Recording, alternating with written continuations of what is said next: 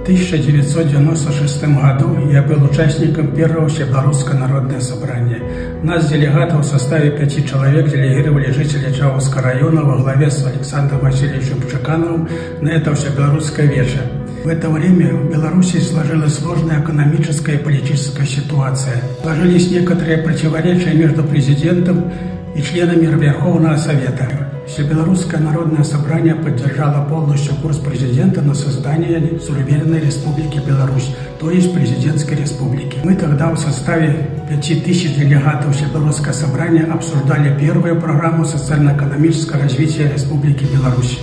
Атмосфера в зале была приподнята, и делегаты чувствовали свою ответственность за принятие решения развития Республики Беларусь. Исходя из своего опыта, желаю нашим делегатам Всебелорусского народного собрания принять активное участие в обсуждении и принятии программы на новую пятилетку.